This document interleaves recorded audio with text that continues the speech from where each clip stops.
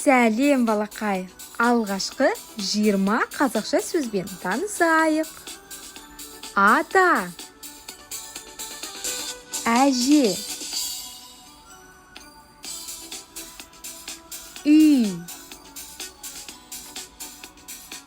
әке, ана, нан, есік, бөбек, үстел, қоян,